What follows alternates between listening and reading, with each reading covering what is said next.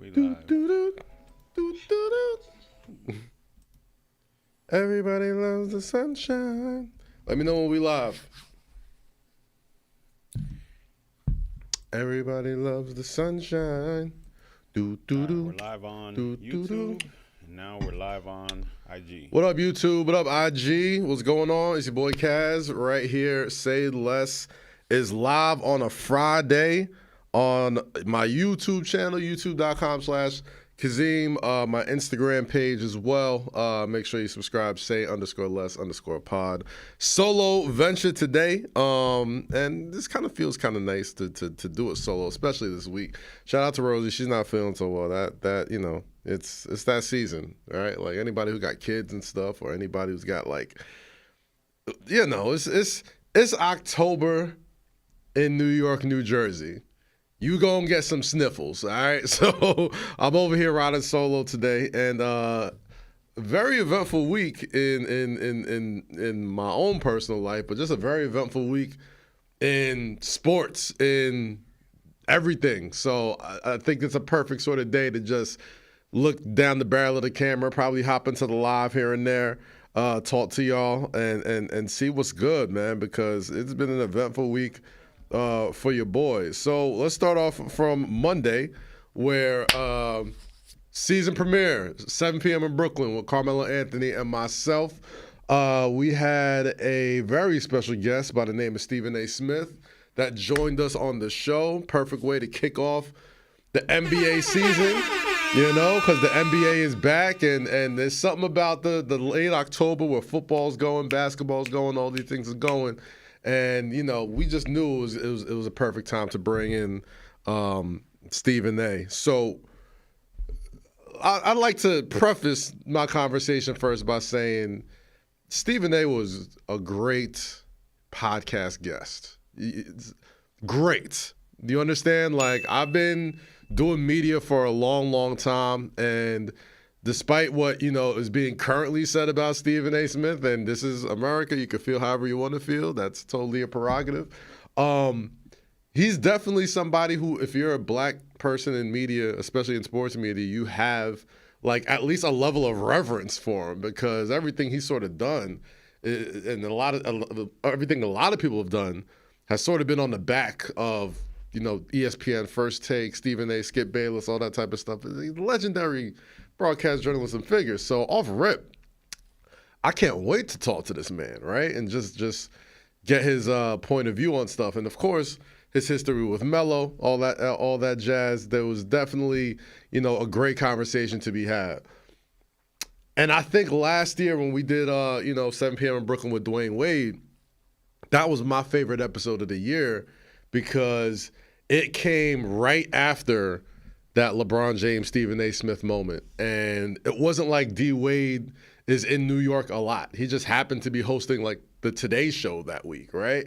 So I'm just hype. I'm like, all right, like we're going to get like half of the crew to talk about, you know, this very big blow up with, one of the biggest stars in the world. And I just loved the conversation that took place between those two guys, and, you know, myself just being a fly on the wall.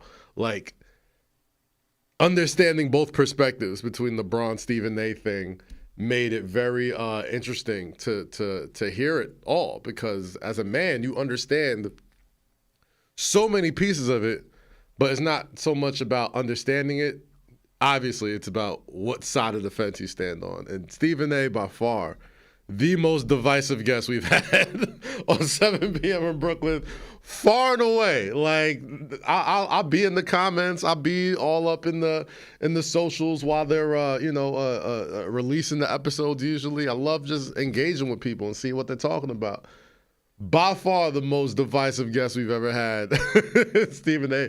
But that's what makes him, you know, that's sort of what makes him this endearing figure in American pop culture. And I don't say, maybe endearing is not the right word I'm looking for, but you know, somebody who's been able to have such staying power in the public eye is what I mean by that. So, incredible interview. If you haven't seen it, go check it out.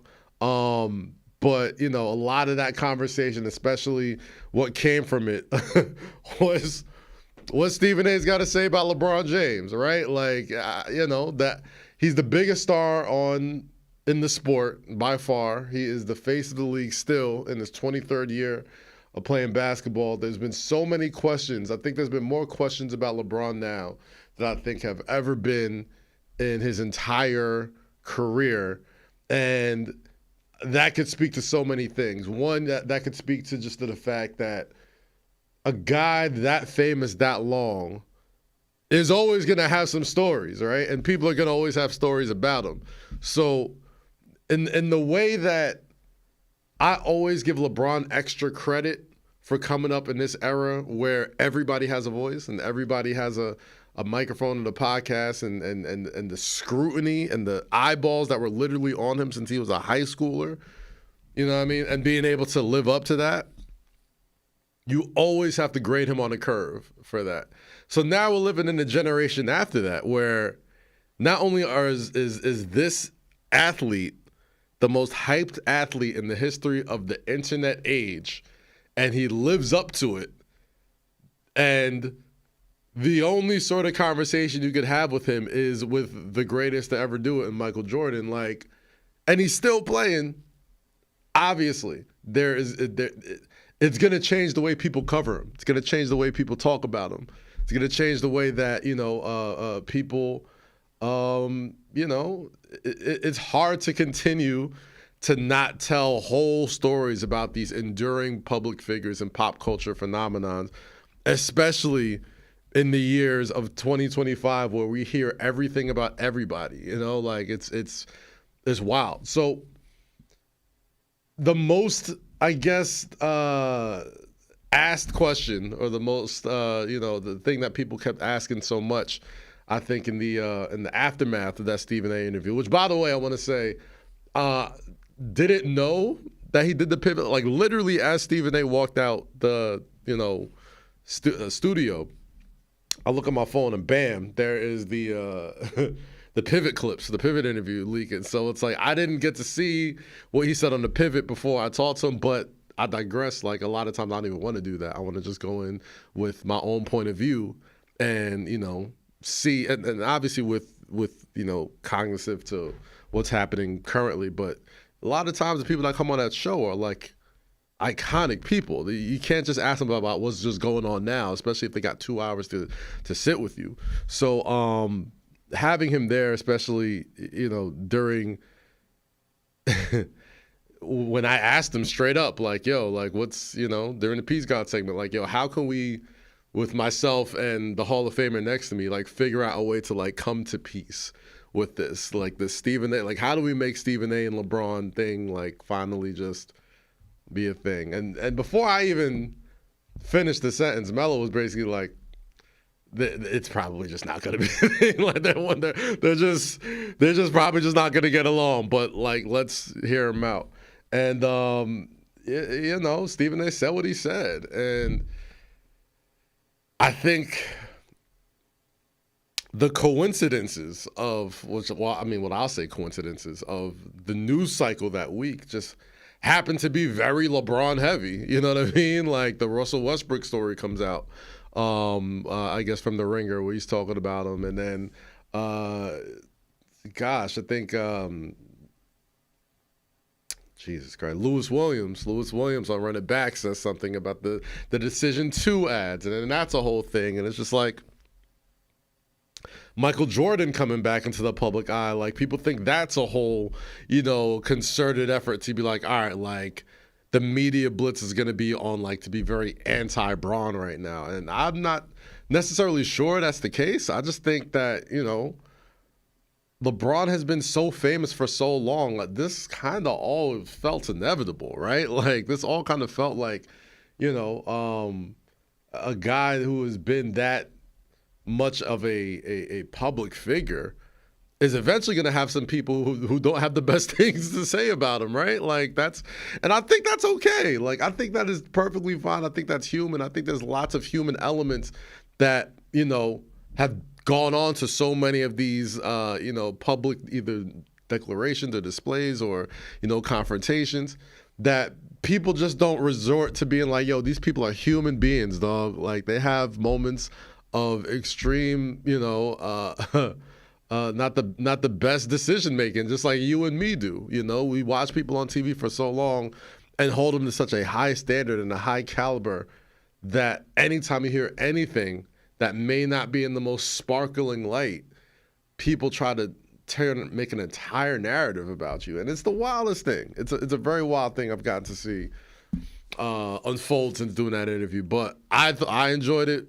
I definitely wish we could have talked some more stuff about his politics, but I wasn't necessarily I would say as informed, especially after the whole Jasmine Crockett thing, on what really his politics were. I just kind of know that like he's doing these like conversations, and he's speaking on Fox platforms and all that type of stuff. Like I look at him like they how they use Gutfield, right? Like he's like these he's in that circle of political commentary. But I wanted to talk hoops. Like 7 p.m. in Brooklyn is a hoop show at the end of the day. Like we love to talk hoops, but we couldn't talk to him about that, especially after the conversation we had with Dwayne Wade. So that's all. If you've seen it, enjoy it. Enough about me. The NBA is back, ladies and gentlemen. Oh my God, the NBA is back with a damn vengeance, because I could go into some of the generational performances that I've seen from Wemby and Curry and Aaron Gordon, of all people. Like, just incredible stat lines, as GA, obviously. Incredible stat lines to start off the NBA season. But right hours after Victor Wembanyama had one of the greatest basketball performances I've ever seen in my life, news breaks from Shams Charania that a arrest has been made from Terry Rozier and Chauncey Billups, who was currently the head coach of the Portland Trail Blazers, but also a Hall of Fame basketball player. And FBI gambling ring, which is crazy because I watch a lot of headlines. Like, I watch a lot of stories. I keep up with the news pretty frequently. Very rarely do you see the Mafia in the headline, right? Like, that is such a... I can't tell you the last... When's the last time you just seen the Mafia in a headline, right? Like, it's been at least 10 years. At least, right? Yeah. Like Gambino family, like that type of stuff. When if you grew up in New York and you got the Post and got like tabloids and stuff like that, like that's where you maybe see some like mafia stories of what was going on. But to see it in the ticker of ESPN was kind of like oh wow, this is wild story. So apparently what's being reported is Chauncey Billups was used as, quote, a face for the Mafia, where he would host these allegedly rigged poker games, basically, where they would have like see-through cards, and like they would have like you could see underneath the table and see like who had the best hand and stuff like that. What they're alleging, what the FBI is, I guess the United States government is alleging, is the Mafia, by using Chauncey Billups, ran some illegal, I don't know, gambling rings, right? Like, and you hear gambling and you hear sports and you hear NBA. And obviously everybody's antennas start going crazy, right? Because there has been this long sort of slippery slope. Everybody in the media, everybody who works in sports have been sliding towards for such a long time about what I guess folks would say the integrity of the game is, due to the rise in sports betting. The rise in gambling. The Chauncey Billups case is something completely, what was reported apparently differently, but I guess possibly has some connection to, whatever. There was information given about certain players sitting out and like all this stuff about possible point shaving and possible, ways that, Terry Rozier had people betting unders on him where he would like have an injury and like not sit out for the rest of the game. Like just wild things. And all of this wild news is brought to you by FanDuel or ESPN Bet or DraftKings or like just just Fanatic Sportsbooks, Bet365. Like there's no easy way to say this, but sports and gambling on sports is as essential of the lifeblood to sports in America as the athletes themselves. It is everywhere. I'm a beneficiary of it. Everything you watch on TV is a beneficiary of it. Like everything has been tied into it. Everybody has their price, especially when it comes to this game and games, And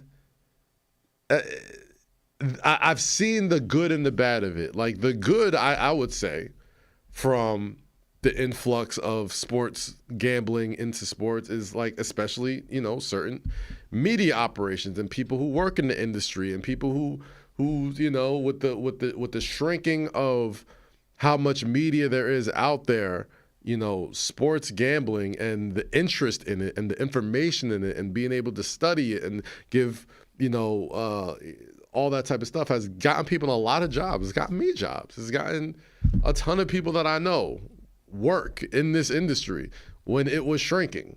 That's just the facts of it. And, and I think obviously not to say that,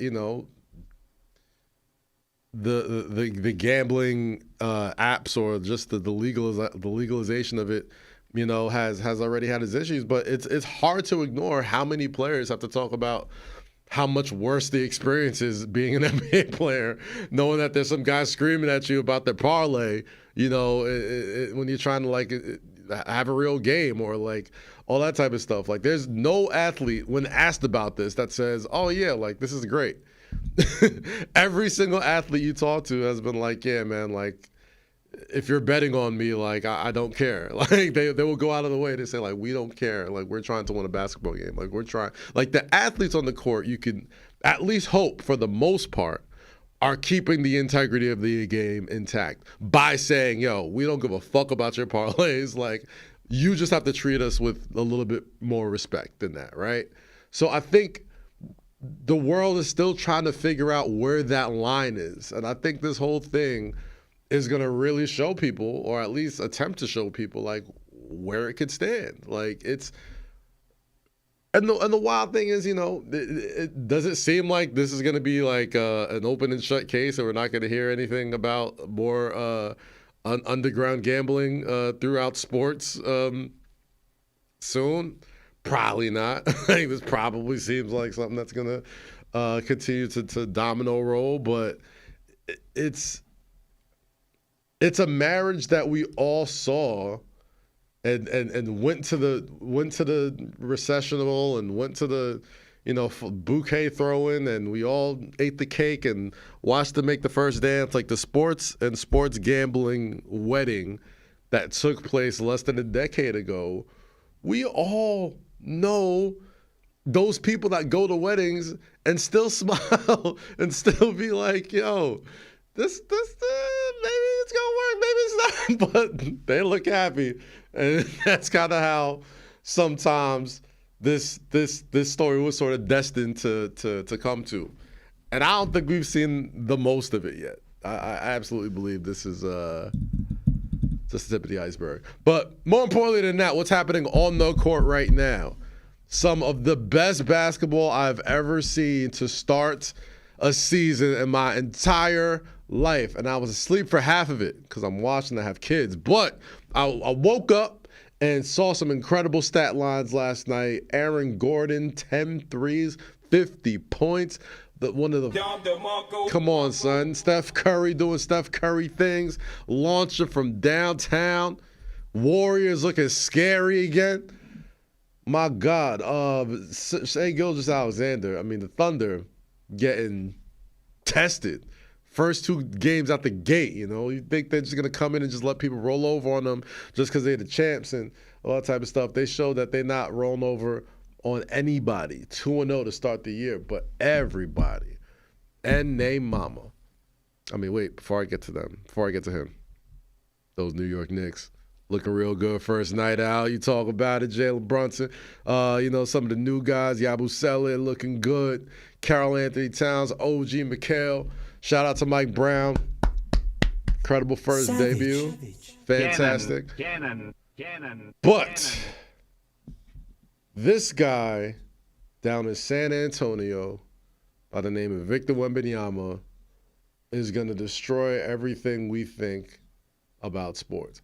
I thought a few weeks ago when I saw Shohei Ohtani throw like 7 scoreless innings, smack 3 home runs to send his team into the World Series, I thought that at that point was one of the most incredible athletic feats we will ever see in the history of sports. And I'm only keeping the Shohei moment up there because of the circumstances, right? Although you have that sort of game and you send your team to the World Series, yes, still unbelievable athletic achievement.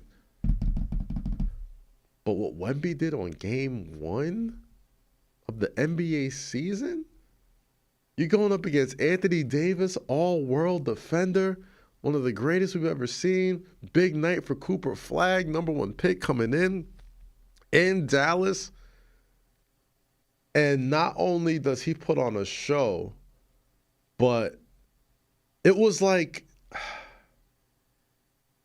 there were like screams of horror in Dallas. Like it went from impressed oohs, incredible cheers, to like, what are we witnessing right now, right? Like there's that level, that Ohtani level of what am I witnessing right now in this sport is where Wemby sits in the basketball conversation.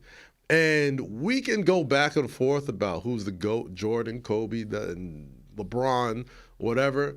This kid, Wemby, legitimately has an opportunity to be the guy who has the undisputed end of conversation discussion of the best basketball player to ever live if he maxes out all these potentials. We've never seen anything like there's. It is like the story of Wemby is so out of like some like old anime cartoon that like he's the one who was destined. Like he was the one who was, bestowed upon this wonderful sport to have all of the gifts. You don't get all of the gifts in basketball. Even as great as Michael Jordan was, as great as LeBron is, as great as Wilt or Kareem, all these guys, like nobody gets all of the gifts.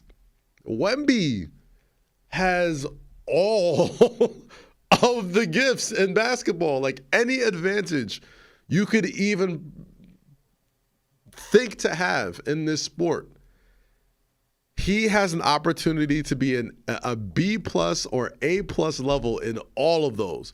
Ball handling, defense, 3-point shooting, paint finishing, heights, speed. Like he's bigger than everyone. He's faster than everyone.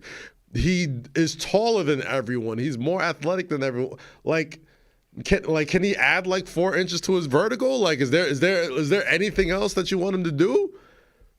It was a showcase that I don't think I'll ever forget, and the presence of mind to pull that off on the first game of the season that's nationally televised, that everybody is watching, for either the new young kid Cooper Flagg coming in or maybe for me. Unbelievable first game for Victor Wembanyama, and I like that Spurs team a lot. I talked about him on 7 p.m. in Brooklyn.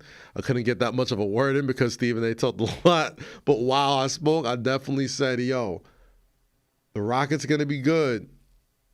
He was going on about the Dallas Mavericks being a sneaky NBA Finals contender, a champion.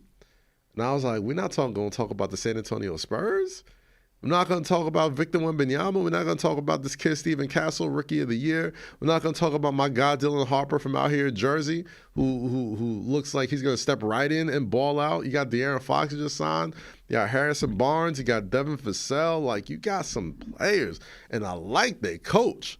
Like, I like the way he was talking them up. It may be a little bit of, media bait or whatever, but, like, sometimes – you get a little look into their huddle, and he has a speech about embracing the mundane, and discipline is about embracing the mundane and doing the boring things over and over to perfection. And then, like, he had like a Lex Luthor, like 1A sort of like cadence to it. And I'm just like, yo, I'll fuck with this. They got a guy in San Antonio. They might. I ain't gonna say they could win it all this year, but it wouldn't surprise me if they won it all this year, man. Like, that, health permitting. Now, there's one thing I would have hated to see, and I think that's the only thing that scares me about this Wemby kid. That is the only thing. There's so many guys we've seen come into the league over 7'3", 7'4", that don't have a ton of that doesn't have an incredibly long NBA career, because that's a lot of stress on the body, a lot of stress on the bones. We've seen Yao Ming, we've seen a lot of those guys that are tall just not be able to physically hold up like that. But Wemby's kind of built a little different. He's kind of got like a swimmer's body in a sense. So, like, maybe the joints don't, get the stress that they're, used to, but he's over there, he's with Shaolin monks over in the summer, right? And doing all types of stretches. So he probably knew, like, a guy this tall needs to be able to elongate his bones and elongate his flexibility and be able to be one with the Zen and the blah, blah, blah. And it got me thinking, like, damn, do I need to go see some Shaolin monks? Like, is that what is the secret? Do they know? They got to know, So it's like, the fact that he had the presence of mind to be like, listen, the only thing that could possibly stop me is my body breaking down on me, which was what we saw last year, right? Like, he had that blood clot in his leg, and you hear blood clots, or his shoulder, rather. I forgot which part of the body it was on. But you hear about the blood clots or whatever, and that kind of gives you some cause for pause. You're like, oh, man, like, it's blood clots low-key ended Chris Bosh's career, you know what I'm saying? And, like, a guy whose body is that, long and big, like, you just could never really know how, things could react to that. So I think that is literally the only thing stopping this kid from being in the greatest of all time conversations. It's the leap year, right? This is his third year or fourth year in the league. Third year in the league. And if that was a preview of what he can be like when he's got it all going, God help us all, man. We're not gonna. God help us all. We will not, and I repeat, not have any answer for that kid. What else are we gonna talk about before we wrap this up? We saw Stephen A. Braun, New York football. Did we talk some New York football? I mean, we could touch on it a little bit, man. So the Giants, incredible 3 quarters against Denver, and blew it. Fortunately, you've seen it already. It's been talked to death already. But that's not what this conversation is going to be about. The conversation is about the status of the New York, New Jersey area football teams. On one side, you got the New York Jets, OFA, and I'm taping this right before Week 8. I'm going to go out on a limb. Going to guarantee they're probably not going to win a game after this airs either. And not only is it that, the Jets don't have any sort of bright spot outside of maybe defensively. But all you need to know about bad football teams is the ability to sell hope is better than the ability to win. The ability to sell hope is better than the ability to win when you're a bad football team, because the New York Jets and the New York Giants are both bad football teams, right? But what do the Giants got that the Jets don't got? Giants got that hope. The Giants got that thing about them that you've seen before with prior Giants teams that go all the way to the Super Bowl, that don't necessarily have the best record. They're not no world beaters, but they scrappy. They bite at kneecaps. Like they find ways. And they got a guy at quarterback that when the lights is on, he could do it.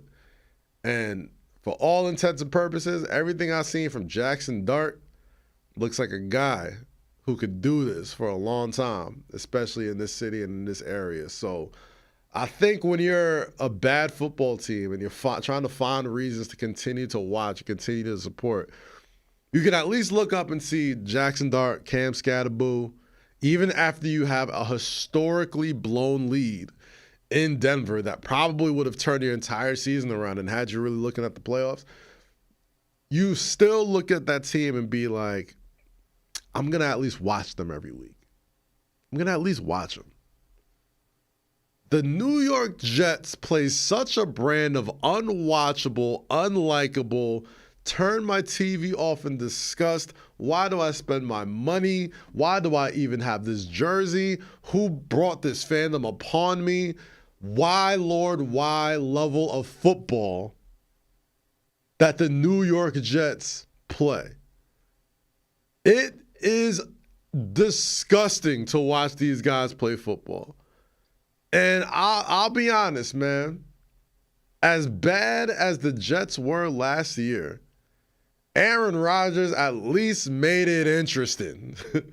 He at least made it interesting. He at least had some games. He at least would have some throws. He would at least do some things that make you go, hey, man, like, he got the ball in the fourth quarter. Like, the worst he could do is turn this over. But we've seen him do this before. They were at least interesting. The Jets that I'm watching now, good Lord. Like, I'd rather sit on a cactus. I'd rather put a freaking it's bad. It's bad watching Jets football, man. Like, and I get it. Like, this is the time where, like, you kind of earn your fan stripes, right? Like, this is the time where you can be like, yo, I was there for the team that had Justin Fields and they was terrible, da-da-da-da. And if they ever turn it around and they go to the Super Bowl, you can look back on these times and be like, yo, I stuck through the good times and the bad times, man. Like, that's what makes you a fan. That's why I love my Knicks, because I was there through the bad times, and now we might have some good times, right? You Jets make it real fucking hard to stand by y'all, all right? Y'all Jets make it real hard to stand by y'all. I want to just watch and be like, you know what? They're bad, but at least it's going somewhere. At least I could hang my hat on something and be like, all right, they're gonna figure this out. Something's gonna happen. And they give you nothing. The coach looks like he don't know what he's doing. Justin Fields, God bless him, had some decent games, but you are not an NFL starter, man. Like, you are just not. You are fast as hell, and you can get some throws off. But it's always way too late by the time it happens, and it's never in the moments that either set the tone or at least give your defense an opportunity to not have to play lights out to even be competitive. So Justin Fields is not the guy that's going to be the quarterback. And if the team was better, if there was more options out there, like maybe you have maybe Justin Fields is a guy who was good enough to keep you afloat, a 4-4 team. But haven't seen it with Chicago, haven't seen it with Pittsburgh, and not necessarily seeing it right now. I love Garrett Wilson. I love Sauce Gardner. It's going to be tough to keep those guys past the second contract, man. Those are all-world guys. What franchise? What franchise do you know drafts the offensive rookie of the year and the defensive rookie of the year and suck still. You tell me. I don't know what franchise does it. All right? I have no idea.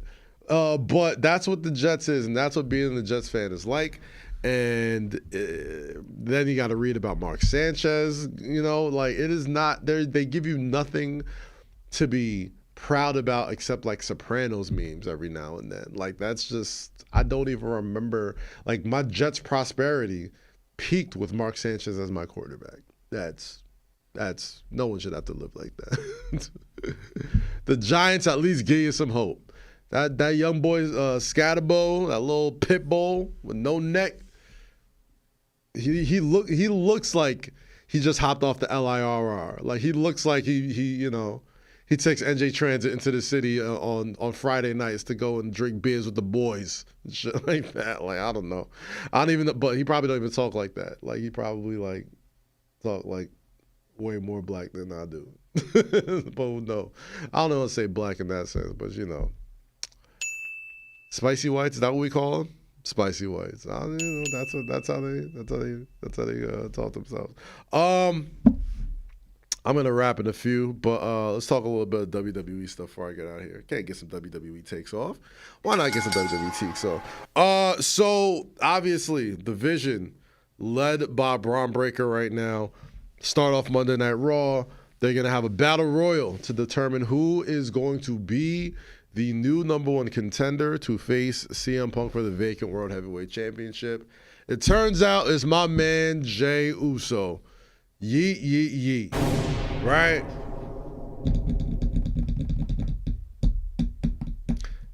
Here comes the 90th Jey Uso debate you're going to hear this year. All right? Wrestling is about money. It is. Even the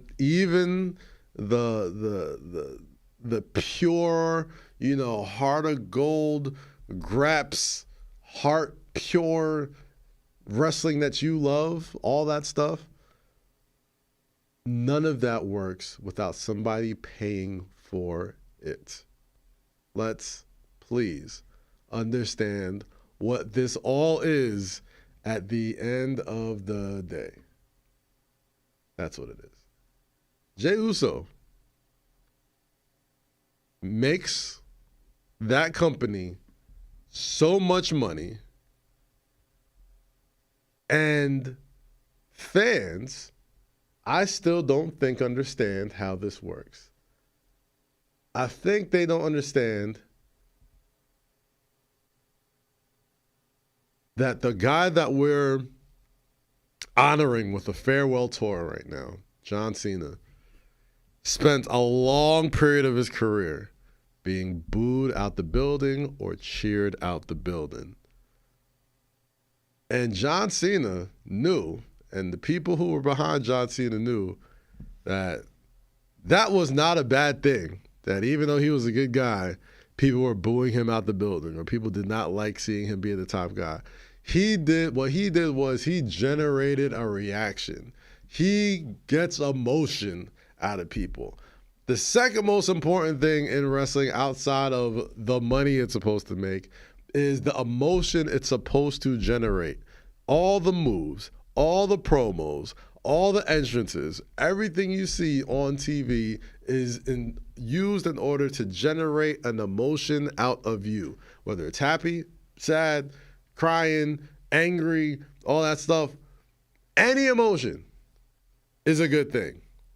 What's not a good thing is this. Sitting on your hands. That's the only time you are not you are in danger, right? That is the only time. If you come out and people sit on their hands, that is tough. That is a hard hole to come out of. If you are a good guy and people are starting to turn on you and let people know how much they want to turn on you, that's never necessarily a bad thing. That's just what fans are doing to get people to understand what they want to see. Something different, something new, something change, something a little bit more trustworthy, right?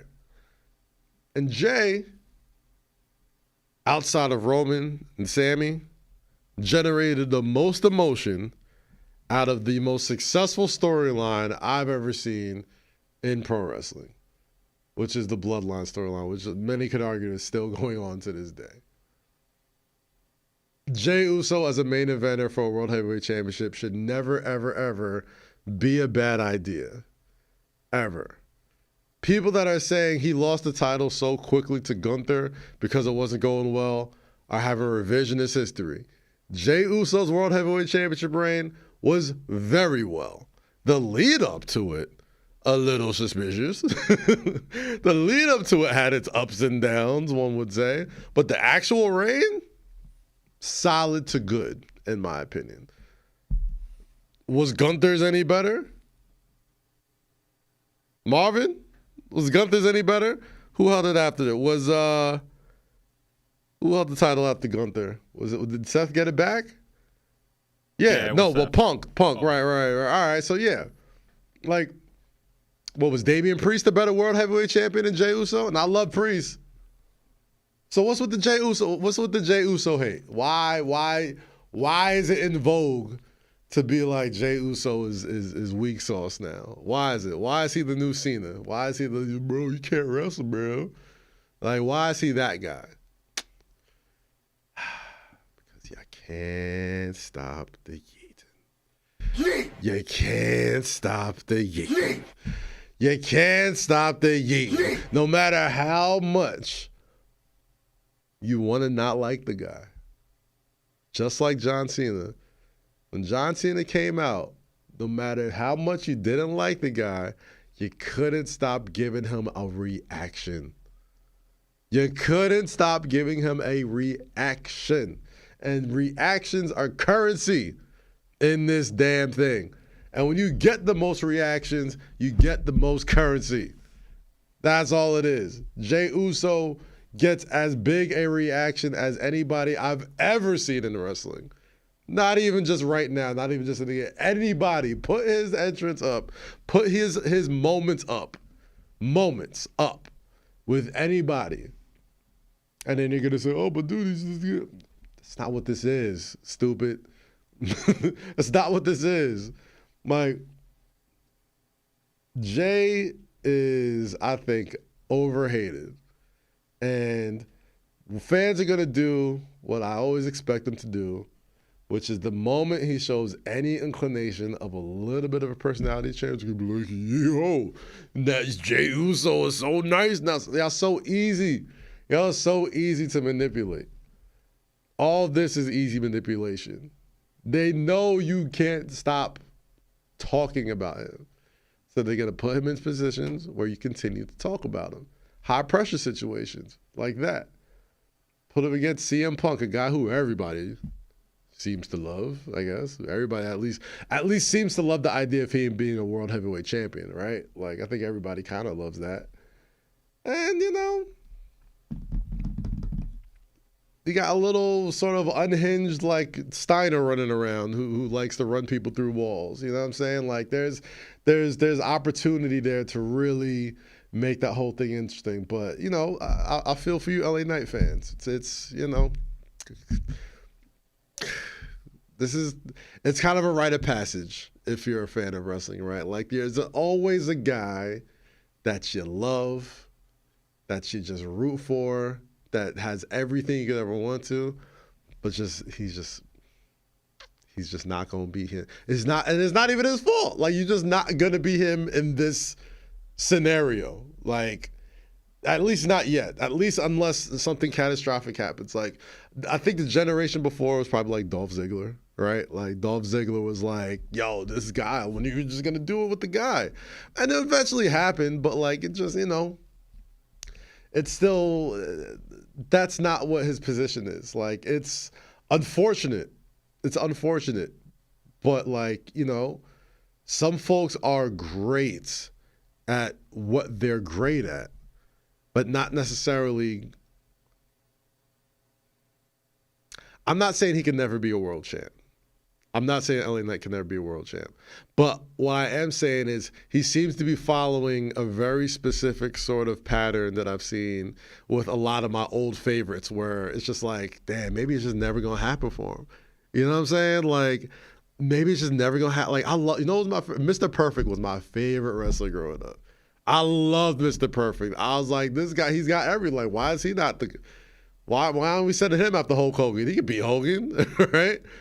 But he just never did. Like, and it wasn't like for a lack of charisma, not for a lack of wrestling, not for a lack of anything. Like, he was just never. There's just certain folks where it just never happens for, and maybe the idea of them being like a super top guy never happens because you're in an era of super top guys, like super top guys, not just the guy who's at the top right now. Like, you're fighting for main event real estate with Cody Rhodes in his prime, Roman Reigns in his prime, CM Punk, who's back after forever and seems to be back in his prime.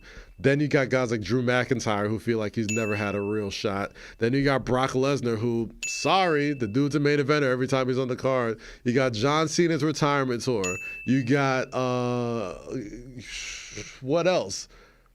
Look at all that real estate. You got Jey Uso, right? Like, you got all of these things. You got Sami Zayn, who spent the entire year talking about how he must be a world champion, all the time and stuff. You got Seth Rollins. You got Braun Breaker. You got all these guys who all seem like super top guys. Like, Mr. Perfect came in an era of at the very least, two super top guys, and Hulk Hogan and Macho Man.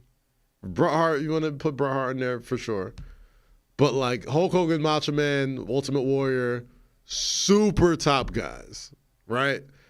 And it didn't matter who was the better wrestler or who had the better moves or who had the better promos and stuff like that. Some folks you just not like. Cody and Roman and Punk, Rhea Ripley, like those, like here, like there's nobody. That's a hard wall to break. I don't know if there's anybody out there that could be like, yo, you're gonna be bigger than both of those, all four of those guys. I think the closest guy, that has like, if everything falls the right way, could be super top guy, is Trick Williams. He's the one guy where I'm just like, and I say this with all due respect. With a super top guy, the wrestling doesn't matter. Right? It matters, but it doesn't matter. Like, you got to be able to play that part, but that's not why people cannot stop watching you on their TV screen. Trick Williams has so many of the same like Roman Reigns qualities at the same sort of like era of their development, where it's just like you watch him and you're just like, yeah, this is the guy who should be the headliner of the show. Like, yeah, this guy is a star quality when he walks in. You know what I mean? Once he puts all those pieces together, Roman took maybe 7 years to really put it together, like while on the main roster. And you can say he didn't really put it together until the Tribal Chief era, right? So it's like, what I'm looking at him right now is still a very, very infantile stage of his development. And it's just like, okay, they could have him do a lot of ups and downs for the next 3, 4, 5 years, because they have super top guys already. And they can afford to fuck up a few here and there. But once they get it all together, he's the one guy that I could see being like, yep, like you could bring him on SportsCenter. You could bring him on the McAfee show. You could bring him on, he's got to take 6 weeks off because he's filming the next freaking Mortal Kombat, whatever. You know what I mean? Like that's the Trick Williams trajectory for me personally. I could be wrong. I like a lot of those guys that are coming up, but I say all that to say, if you're an LA Knight fan, man, like, hold steady. I could definitely be wrong. Things could definitely happen. Like, things could definitely happen. But like the trajectory for him ever being like a world, like WWE champion, it's following a very similar trajectory. than I've seen from a lot of guys. And I'm not saying that as a disrespect to how great he is. It's just that I've seen that a lot happen to a lot of guys. And it doesn't make them any less awesome. It doesn't make Kurt Hennig any less awesome that he didn't win a world championship. Like, it didn't make Roddy Piper any less dope that he didn't win a world championship. Like, sometimes you just dealt the cards that you're, the card that you dealt, whatever the fucking phrase is. Like, it's all right, man. Like, you could still enjoy people without them being world champion. I've learned. Like, it's okay. As long as they're on TV a lot. I think it's good. It's like rooting for the Jets. They could lose all the time. He could lose all the time. But if the Jets give me one decent run with a butt fumble in it, I will cherish that run for my entire adult life. That's it for Say Less. I hope you guys enjoyed yourself. I definitely rambled a little bit longer than I expected to, but I'm gonna catch y'all if not next week, but definitely the week after. We are fully into the season. 7 p.m. in Brooklyn. We're back this week again. New episode dropping on Monday. I could probably just break it here, right? If y'all listen to it. We got Michael Porter Jr. from the Brooklyn Nets. Curious Mike in the hook this Monday, so definitely check that out. Incredible conversation, as you can imagine. But shout out to everybody who checks that show out and supports this show, man. Like, just my ramblings, just my little, here's what I think is going on in the world. Let's talk about it. And I think just, with 7 p.m. coming back, bringing wrestling, doing what it's doing, I'm still, I still feel like I'm always trying to figure out exactly what I want this to be. So being able to just come chat with you guys, who may or may not be here, but definitely engage with the clips on TikTok, Instagram, Twitter, all that type of stuff. I super appreciate that. So continue to listen to all the other podcasts. If you support these ramblings, thank you so much. For Rosie, my name is Kazeem. Find me there. You can call me Kaz. Stay free, stay safe, and always say less. Catch you next week, people.